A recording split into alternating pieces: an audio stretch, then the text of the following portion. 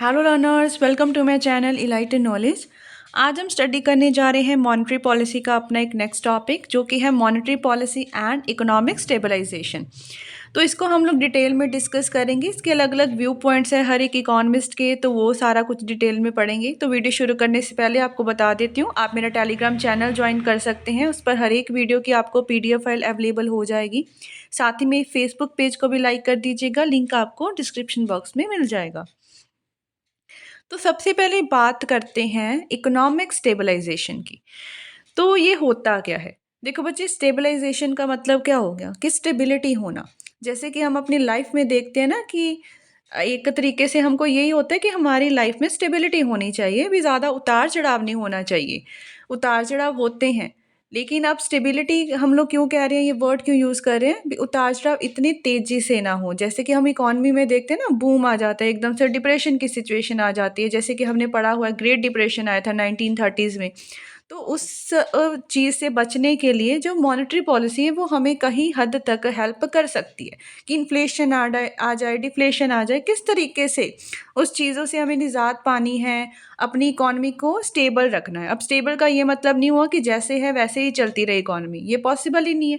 अब प्राइजेस हैं, प्राइजेस क्या होते हैं, दिन के दिन अलग अलग होते हैं, बढ़ते रहते हैं, कम होते हैं, लेकिन इतने ज़्यादा वो फ्लक्चुएट नहीं करने चाहिए हमारी इकॉनमी में। ठीक है, उसको हमें स्टेबल करना होता है। तो इकोनॉमिक स्टेबलाइजेशन का मतलब क्या हुआ? That implies a minimum possible fluctuations in the prices in the domestic market. कि आपके डोमेस्टिक मार्केट में जो फ्लक्चुएशंस, उतार चढ़ाव हो रहे हैं, वो कम से कम हो प्राइजेस में। और इसका मतलब भी क्या हुआ? एक्सचेंज रेट को लेके भी। एक्सचेंज रेट क्या होता है कि जब हम अपनी करेंसी को दूसरे देश की करेंसी से कंपेयर करते हैं। जैसे सपोज करो ना, $1 आपके अगर 80 रुपीज़ के बराबर है, तो वो क्या है, हमारे एक्सचेंज रेट को बता रहा है। तो वो भी एक तरीके से क्या होना चाहिए, स्टेबल होना चाहिए। अब इसमें कुछ व्यू पॉइंट्स है, पहले वो पढ़ते हैं। पहला है आपका क्लासिकल थॉट। बहुत सारी अब तो थ्योरीज हमने पढ़ी है भी। क्लासिकल इकोनॉमिस्ट हमेशा किस तरफ ध्यान दिया करते थे? वो कहते थे कि एक तो गवर्नमेंट की इंटरफेरेंस कम से कम हो या हो ही ना बिल्कुल भी। इकॉनमी क्या होगी, अपने आप ऑटोमेटिकली स्टेबिलिटी में आ जाएगी किसी ना किसी तरीके से। ठीक है, वो क्लासिकल का थॉट होता था। लेकिन मॉडर्न इकोनॉमिस्ट जो है, मॉडर्न थॉट क्या है, बिल्कुल इससे डिफरेंट है। वो बहुत ज़्यादा मानते हैं कि मॉनेटरी पॉलिसी होनी चाहिए इन्फ्लेशन के लिए, डिफ्लेशन के लिए, एक्सचेंज रेट्स के लिए। लेकिन क्लासिकल वाले मॉनेटरी पॉलिसी को इतनी ज़्यादा इंपॉर्टेंस नहीं देते थे। तो क्लासिकल इकोनॉमिस्ट का व्यू पॉइंट क्या था? उनका ओपिनियन था कि कैपिटलिस्ट इकोनॉमी में सारे के सारे जो इकोनॉमिक पैरामीटर्स हैं, अपने आप ही ऑटोमेटिक एडजस्टमेंट हो जाते हैं, अपने आप एक आइडियल सिचुएशन पे पहुंच जाते हैं, जिस पे सरकार को इंटरफेरेंस करने की इकॉनमी में बिल्कुल भी ज़रूरत नहीं होती। अब सरकार इंटरफेरेंस नहीं कर पा रही, तो मॉनेटरी पॉलिसी वहीं पे ख़त्म होगी। क्योंकि मॉनेटरी पॉलिसी होता क्या है, एक बैंक, जो हम कहते हैं ना कि मॉनेटरी पॉलिसी जो आपकी करेंसी की सप्लाई को रोकना है, इशू करना है, वो कौन करता है? आपका एक सेंट्रल बैंक है इकॉनमी में, जो आपके जैसे इंडिया में आपका RBI है, तो वो मॉनेटरी पॉलिसी डिज़ाइन करता है, वो सरकार ही है। सरकार के अंडर, मतलब RBI अपना एक इंस्टीट्यूशन है, ये जो ये सारे काम जो बैंक्स के काम है वो संभालता है। अब उन्होंने अगर कह दिया कि गवर्नमेंट इंटरफेरेंस है ही नहीं, तो मॉनेटरी पॉलिसी का कोई सिग्निफिकेंस यहाँ पे रहा ही नहीं। They also held the view that money is neutral. अब इन्होंने एक और व्यू पॉइंट बताया कि जो आपका मनी है वो न्यूट्रल रहेगा। न्यूट्रल का मतलब क्या होता है कि जो भी चेंजेस आ रहे हैं ना मनी की सप्लाई में, ये पैसा कितना आ रहा है लोगों के हाथ में, सप्लाई कितनी हो रही है, उसका कहते हैं कोई भी इफेक्ट नहीं पड़ेगा किस पे, जो रियल पैरामीटर्स हैं चेंज के। रियल पैरामीटर्स क्या है? जैसे कि सेविंग है, इन्वेस्टमेंट है, ठीक है ना, या फिर आपका प्रोडक्शन हो गया। अब अच्छे, जो ये देखो, ये जो रियल पैरामीटर्स की सिचुएशन है, बहुत सारा, अब हमने इंटरेस्ट चैप्टर को भी कवर किया था। तो इंटरेस्ट चैप्टर में हमने देखा था कि वहाँ पे हम लोग एक क्लासिकल थ्योरी पढ़ते हैं, क्लोनेबल थ्योरी पढ़ते हैं, लिक्विडिटी प्रेफरेंस थ्योरी पढ़ते हैं। तो जो क्लासिकल इकोनॉमिस्ट का व्यू पॉइंट यही था कि जो आपके होगे, जो मनी की सप्लाई होगी, वो इन सभी को, जो रियल पैरामीटर्स हैं, उनको इफेक्ट नहीं करेगी। यहाँ पे मतलब मनी का ज़्यादा रोल नहीं दिखा रखा, इस तरीके से हम लोग समझ सकते हैं। और ये फिर सारा कुछ होगा किस तरीके से? मनी को जस्ट क्या माना गया है? Medium of exchange. Medium of exchange आप समझते हो, वटांदरा करने के लिए, ठीक है ना, अपने बस पेमेंट्स की जो ट्रांसफरेशन है वो सारा कुछ करने के लिए, ट्रांजैक्शंस करने के लिए। लेकिन इन इकोनॉमिस्ट के द्वारा क्या है, जो मनी है, ठीक है ना, जो हम लोग कहते हैं ना मनी की सप्लाई है, वो इन्होंने किस तरीके से डिटरमिन करनी है, इंटरनेशनल गोल्ड स्टैंडर्ड के अकॉर्डिंग। क्योंकि गोल्ड को बहुत ज़्यादा स्टेबल माना जाता है, हर कंट्री में इसकी वैल्यू क्या है, ज़्यादा फिक्स्ड होती है। अगर बैलेंस ऑफ पेमेंट आपका क्या होगा, फेवरेबल, अच्छा चल रहा है, तो गोल्ड का फ्लो क्या है आपकी कंट्री में, ज़्यादा से ज़्यादा होगा। मतलब जिसे हम लोग कहते हैं इनफ्लो ऑफ गोल्ड। ये क्यों? अगर फेवरेबल का मतलब क्या होता है, बैलेंस ऑफ पेमेंट का, exports are greater than the imports, ठीक है। तो अगर एक्सपोर्ट्स ज़्यादा है, आप लोग सामान बाहर ज़्यादा बेच रहे हो, तो उनकी करेंसी इधर आएगी। मतलब अगर गोल्ड स्टैंडर्ड से हम लोग मान रहे हैं, तो गोल्ड ज़्यादा से ज़्यादा आपकी कंट्री में क्या है, ज़्यादा से ज़्यादा आएगा। इस तरीके से क्या हो जाएगा कि जो सप्लाई है मनी की बढ़ ही जाएगी। आपके पास इनफ्लो ज़्यादा हो रहा है, तो मनी की सप्लाई बढ़ जाएगी। अब मनी की सप्लाई बढ़ेगी, उस तरीके से जो प्राइस लेवल है वो भी बढ़ना क्या हो जाएगा, स्टार्ट हो जाएगा, ठीक है। सप्लाई ऑफ मनी बढ़ गई है, लोगों के पास पैसा ज़्यादा आ गया, तो प्राइस क्या है, डिमांड उतनी नहीं हो रही, प्राइस को बढ़ाना ही पड़ेगा, प्रोपोर्शनेटली वो भी बढ़ेगा। इससे क्या होगा, it only causes the change in the market value of the real parameters including production. The quantum of production does not change. अब जो क्वांटिटी है प्रोडक्शन की वो चेंज नहीं होगी, बस चेंजेस किस में आएंगे, जो आपके मार्केट वैल्यू है रियल पैरामीटर्स में, जो हम लोग पढ़ के हटे हैं, सेविंग, इन्वेस्टमेंट, प्रोडक्शन, ये तीनों के तीनों। However, the classical economists recognize changes in rate of interest as of vital significance in the determination of saving and investment. अब क्लासिकल इकोनॉमिस्ट क्या मानते थे कि रेट ऑफ इंटरेस्ट को किस तरीके से डिटरमिन किया जाता है, तो ये किया जाता है सेविंग और इन्वेस्टमेंट के तरीके से। But to be noted with emphasis is that fact that the rate of interest in classical scheme of things is determined not by the supply of and demand for money but by the supply of and demand for capital. आ गया वही rate of interest वाला chapter. तो interest chapter में हमने किया था भी, जो क्लासिकल इकोनॉमिस्ट हैं जब वो क्या देखते हैं भी, demand for capital and supply of capital, जहाँ पे क्या है ये दोनों चीज़ें मिल जाती हैं, वहाँ पे रेट ऑफ इंटरेस्ट डिटरमिन होता है। अब इसका मतलब क्या हुआ, सप्लाई ऑफ कैपिटल का मतलब ये है सेविंग्स कितनी हो रही है, मतलब सेविंग्स का फ्लो कितना है, रियल पैरामीटर्स लिए गए हैं, इजी सी लैंग्वेज में कहा जाए तो। आपका सप्लाई है कैपिटल का किस पे डिपेंड करता है, सेविंग पे ना। आपके पास सेविंग है तो उसी तरीके से सप्लाई आएगी मार्केट में, ठीक है। और डिमांड फॉर कैपिटल, डिमांड किस लिए करते हो, इन्वेस्टमेंट के लिए। डिमांड फॉर कैपिटल का मतलब क्या होगा, इन्वेस्टमेंट का फ्लो कितना हो रहा है। तो सेविंग्स जो है वो पॉजिटिवली रिलेट करती है रेट ऑफ इंटरेस्ट से, जो इन्वेस्टमेंट है वो क्या करता है, नेगेटिवली। अब देखो सेविंग है, हम कहते हैं कि ये इन्होंने क्या बताया कि सेविंग क्या है आपका, positively it related to the rate of interest. Rate of interest आप सपोज करो रेट ऑफ इंटरेस्ट ज़्यादा चल रहा है, आप ऐसे मान सकते हो ना कि आप बैंक में पैसा डिपॉजिट करवाने गए, रेट ऑफ इंटरेस्ट ज़्यादा चल रहा है, ज़्यादा से ज़्यादा करवाओगे, सेविंग करोगे, क्योंकि आपको पता है ये ब्याज दर क्या है, ज़्यादा चल रही है। अब वही चीज़ ये हो जाती है, आप लोन लेने गए हो, ठीक है, वहाँ रेट ऑफ इंटरेस्ट ज़्यादा चल रहा है, तो लोन कम से कम लेना पसंद करोगे, मतलब निवेश कम करोगे, डिमांड कम करोगे ना पैसे की। तो वही चीज़ हो जाती है, सेविंग का आपका क्या है, पॉजिटिव रिलेशन होता है रेट ऑफ इंटरेस्ट से, और जो इन्वेस्टमेंट है उसका आपका नेगेटिव रिलेशन होता है रेट ऑफ इंटरेस्ट से। तभी ये कर्व्स एक ऊपर की तरफ बनेगी सेविंग्स वाली, ठीक है, जिसको सप्लाई ऑफ कैपिटल कहेंगे, एक नीचे बनेगी that is demand for capital, जहाँ मिल जाएगी वहाँ पे आपका रेट ऑफ इंटरेस्ट डिटरमिन हो जाता है। यही तो सारी की सारी क्लासिकल थ्योरी थी। तो इस तरीके से वो कहते हैं कि हम लोग क्या करते हैं, रेट ऑफ इंटरेस्ट को डिटरमिन कर लेते हैं। अब क्लासिकल व्यू पॉइंट के अकॉर्डिंग क्या है, flexibility of rate of interest है, जो कि आपके एक फ्री इकोनॉमी में चल रहा है, वही जहाँ पे ये दोनों सेविंग और इन्वेस्टमेंट इक्वल हो जाएंगे, वहाँ पे आपको क्या है, फुल एम्प्लॉयमेंट की सिचुएशन भी देखने को मिल जाएगी। दस वाइल द कहते क्लासिकल इकोनॉमिस्ट ने कोई भी प्लान रेगुलेशन को फॉलो नहीं किया है, ठीक है। रेट ऑफ इंटरेस्ट को एज अ बस उन्होंने मान लिया स्टेबिलिटी है, बट कोई प्लान रेगुलेशन नहीं थी इसमें। They did consider this parameter as important, उन्होंने माना है कि ये जो पैरामीटर है बहुत इंपॉर्टेंट है, क्योंकि इक्वालिटी लेके आनी होती है सेविंग और इन्वेस्टमेंट में, फुल एम्प्लॉयमेंट चाहिए होती है, ठीक है ना। और ये जो सिचुएशन है वो क्या है, लॉन्ग पीरियड स्टेबिलिटी आपकी इकोनॉमी में लेके आती ही आती है। अब बात करते हैं मॉडर्न थॉट की, थोड़ा सा इससे अलग चलते हैं अब हम लोग। मॉडर्न इकोनॉमिस्ट का व्यू पॉइंट क्लासिकल के व्यू पॉइंट से बिल्कुल ही डिफरेंट था। तो जो मिल्टन फ्रीडमैन है आपके मॉडर्न इकोनॉमिस्ट, उन्होंने बताया कि मॉनेटरी पॉलिसी की इकोनॉमिक स्टेबलाइजेशन करने में बहुत ज़्यादा इंपॉर्टेंस होती है। उनके द्वारा देखा जाए कि अगर सप्लाई ऑफ मनी में चेंजेस आते हैं तो उससे प्राइसेस में बहुत ज़्यादा चेंजेस आते हैं, आपकी इनकम में, आउटपुट में, जिस वजह से हम लोग क्या पढ़ेंगे कि मॉनेटरी पॉलिसी के एक इंस्ट्रूमेंट है किसको चेक करने के लिए, इन्फ्लेशन को, डिफ्लेशन को इरेडिकेट करने के लिए और जो एक्सचेंज रेट है उसको स्टेबल करने के लिए। अब हमारा शुरू हो जाता है कि अब मॉनेटरी पॉलिसी क्या ऐसा करती है कि इन्फ्लेशन डिफ्लेशन जैसी सिचुएशंस को हम लोग सही कर सकते हैं। पहला पढ़ते हैं, monetary policy as an instrument to combat the inflation. ठीक है, अब इन्फ्लेशन होता क्या है? सिंपल लैंग्वेज में बोले तो प्राइसेस का बढ़ना, यही कहते हैं ना, लेकिन नहीं। इकोनॉमिस्ट जो है या इकोनॉमिक्स की लैंग्वेज में बोले तो इन्फ्लेशन क्या होता है बच्चे? कॉन्टिन्यूसली प्राइसेस का बढ़ना। ठीक है, वो सालों से प्राइसेस बढ़ते जा रहे कॉन्टिन्यूसली बढ़ रहे हैं, उसको हम लोग इन्फ्लेशन कहते हैं, ना कि अकेला प्राइसेस का बढ़ना। तो जो होता है इन्फ्लेशन, आपका एक सिचुएशन होती है that is persistence rise in prices over time. ये होता क्यों है, प्राइस बढ़ते क्यों हैं? बिकॉज जो आपके डिमांड है गुड्स एंड सर्विसेज की, ठीक है ना, वो किससे ज़्यादा होती है? सप्लाई से।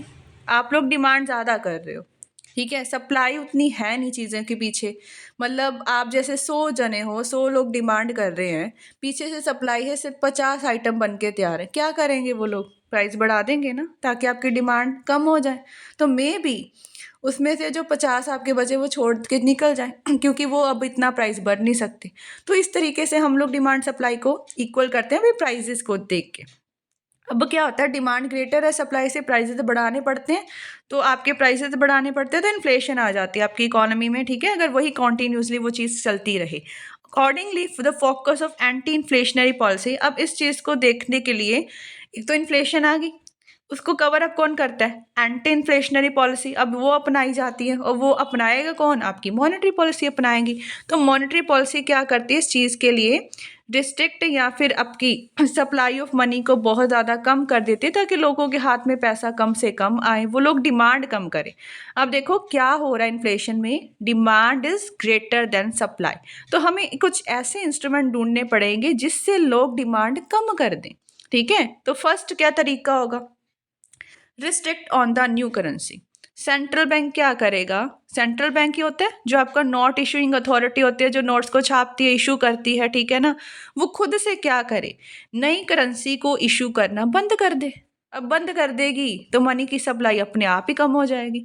फ्लो जो है मनी का जो मार्केट में चल रहा है बच्चे, वो अपने आप कम हो जाएगा।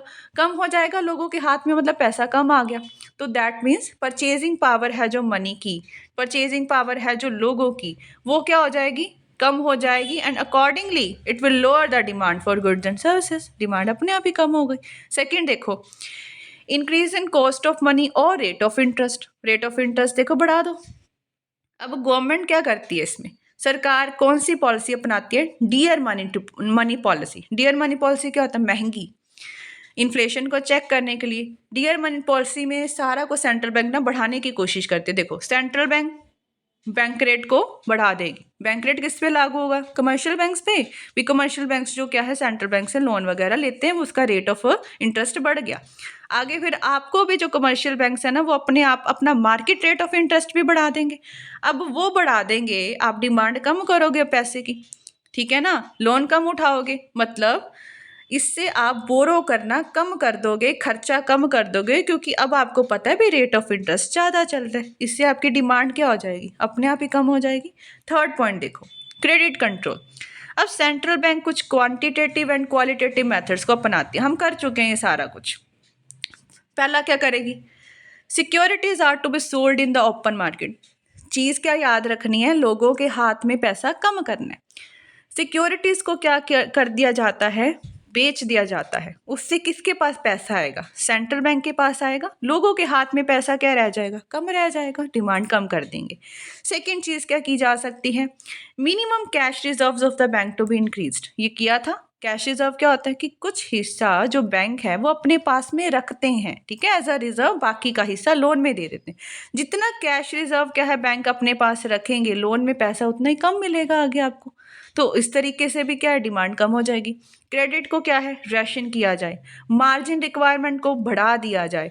मार्जिन रिक्वायरमेंट भी वही था, भी आप अपने पास कितना मार्जिन रख रहे हो, ठीक है, आगे कितना लोन की फॉर्म में दे रहे हो।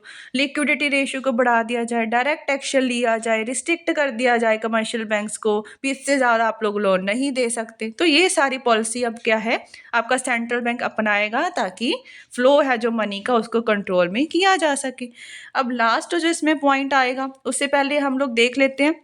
ये बच्चे, अगर आपको इन वीडियोस की पीडीएफ फाइल मेरा टेलीग्राम चैनल ज्वाइन कर लीजिएगा, यहाँ पर भी लिंक आपको दिया गया है, सर्च कर लीजिएगा, ठीक है, इनलाइटेड नॉलेज 1 पे, या फिर आपको डिस्क्रिप्शन बॉक्स में लिंक प्रोवाइड कर दीजिएगा, वहाँ से आप ज्वाइन कर सकते हैं। फेसबुक पेज को भी लाइक कर दीजिएगा। कोई भी प्रॉब्लम हो आप मेरे पास वहाँ से डिस्कस कर सकते हैं, मैसेज कर सकते हैं। तो चैनल को ज़्यादा से ज़्यादा शेयर कीजिएगा अपने फ्रेंड्स के बीच में भी। फोर्थ पॉइंट क्या है, डीमोनेटाइजेशन। डीमोनेटाइजेशन आपको पता ही आपकी कंट्री में हो रखी थी, ठीक है। क्यों की गई थी, देखा था ना आपने, क्यों की गई थी, क्योंकि आपके जो ब्लैक मनी है, लोगों के हाथ में जो पैसा है, ब्लैक मनी है, उसको क्या है, कंट्रोल किया जा सके। वो हमें नहीं पता भी कंट्रोल हुई या नहीं हुई, ठीक है, नॉट आवर प्रॉब्लम। सो देखो, जब क्या है, इन्फ्लेशन में बहुत सारे डायबॉलिक प्रोपोर्शन में चेंजेस आते हैं, बड़े मतलब खतरनाक बैड इफेक्ट होता है। तो सरकार क्या करती है, पुरानी करेंसी को, ठीक है ना, बंद कर देती है, एक तरीके से डीमोनेटाइज कर देते, और नई करेंसी उसकी प्लेस में लेके आ जाती। इससे क्या होगा, एकदम तो लोगों के हाथ में, देखो पुरानी करेंसी है सबके पास, लोगों के हाथ में क्या होगा फिर भी, परचेजिंग पावर अपने आप ही कम हो जाएगी ना। अब उनको क्या है, नई करेंसी को इशू करना पड़ेगा, तो लोगों को एक्सचेंज करना पड़ेगा अपनी पुरानी वाली करेंसी को के साथ में नई वाली करेंसी, ठीक है, न्यू करेंसी को इशू करना पड़ेगा। बट इससे क्या होगा कि ठीक है भी, एक्सचेंज हम लोग करें एग्जिस्टिंग कैश रिजर्व को न्यू करेंसी से, बट श्योरली ये क्यों हेल्प करती है, ये क्यों ही किया जाता है, क्योंकि इससे क्या है बच्चे, ब्लैक मनी जो है उसमें हेल्प मिलती है हमें, उसको कम्बाट करने के लिए। लोग जब अपना पैसा, देखो अपना ब्लैक मनी को ज़्यादातर फेंकने की कोशिश करेंगे ना, हमने भी पाया था कि बहुत सारे रिवर्स में ब्लैक मनी जो पड़ी हुई है, मतलब बैग्स के बैग्स आपको मिले हैं, करोड्स के रुपीस मिले हैं, तो वो ब्लैक मनी थी, क्योंकि लोग वो क्या है, एक्सचेंज ही नहीं कर पाते। जिनके पास तो बच्चे वाइट मनी है, देखो उनको कोई प्रॉब्लम नहीं आएगी उस चीज़ को करने के लिए, ठीक है। तो जो ब्लैक मनी है उसको अनर्थ करने के लिए ये सब किया जाता है। अकॉर्डिंगली क्या है, उनके पास लोगों के हाथ में पैसा कम रह जाएगा, और डिमांड अपने आप ही वो चीज़ लोग क्या कर देंगे, कम कर देंगे। तो ये थे इन्फ्लेशन की। इसके बिल्कुल उल्टे किसके इंस्ट्रूमेंट्स हो जाएंगे, डिफ्लेशन के। देखो ठीक है, अब ये डिफ्लेशनरी सिचुएशन क्या होती है, जब कॉन्टिन्यूसली प्राइस क्या है, कम होते हैं, बहुत कम देखने को मिलती है, ठीक है। ज़्यादातर यही होता है भी प्राइसेस बढ़ते ही रहते हैं। लेकिन क्या होता है जी, कि जैसे कि हमने डिप्रेशन की सिचुएशन पड़ी हुई है, भी प्राइसेस बहुत तेज़ी से कम होने शुरू हो जाते हैं। अब इस सिचुएशन में क्या होता है, इस सिचुएशन में डिमांड सप्लाई से क्या होती है, कम होती है।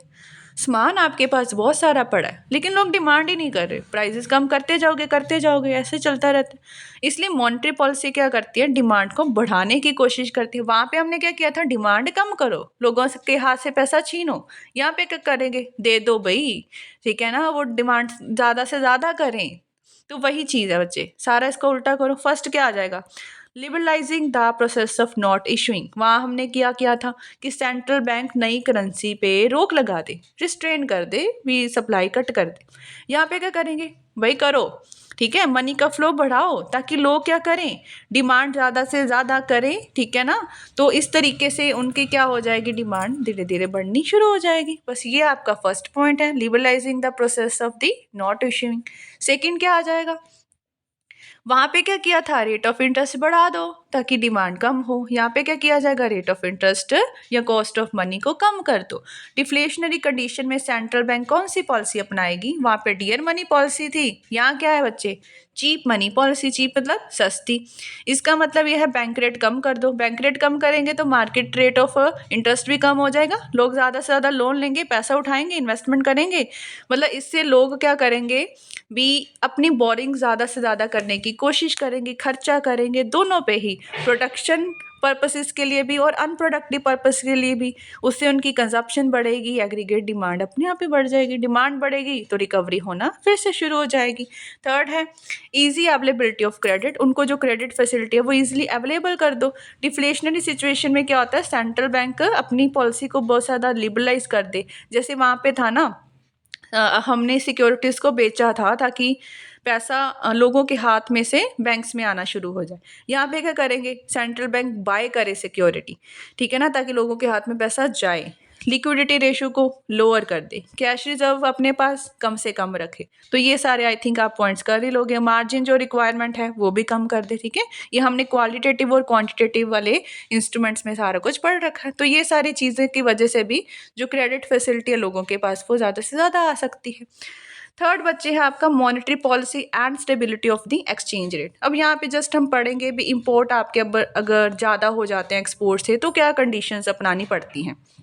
पहला है आपका parameter of supply of money. अगर इंपोर्ट्स आपकी कंट्री की, ठीक है, इंपोर्ट्स क्या हो जाते हैं, ज़्यादा हो जाते हैं बच्चे एक्सपोर्ट से, इसको एम से रिप्रेजेंट किया जाता है। तो अगर आपके इंपोर्ट्स ज़्यादा हो जाते हैं एक्सपोर्ट से तो हमें पता है कि अनफेवरेबल कंडीशन है आपकी इकॉनमी में, क्योंकि आप बाहर से सामान ज़्यादा मंगवा रहे हो तो उनकी करेंसी में आपको क्या है देना भी पड़ता है, ठीक है, पैसा उनकी करेंसी के फॉर्म में देना पड़ता है। तो if the imports of a country are more than exports and the exchange rate is unfavourable तो supply of money should be reduced. तो आपके जो सप्लाई ऑफ मनी है रिड्यूस करनी ही पड़ेगी, जिससे क्या होगा कि सप्लाई ऑफ मनी आप लोग कम कर रहे हो, जिसके आपके खुद के डोमेस्टिक मार्केट है ना उसमें जो प्राइस है कम होने शुरू हो जाएंगे। अब कम होने शुरू हो जाएंगे, लोग बाहर से सामान क्या है कम मंगवाना शुरू करेंगे, बल्कि एक्सपोर्ट ज़्यादा से ज़्यादा इंकरेजमेंट होगी, क्योंकि जिस देश में प्राइसेस कम होते हैं देखो वहाँ से ही जो फॉरेनर्स है वो ख़रीदना पसंद करेंगे, ठीक है।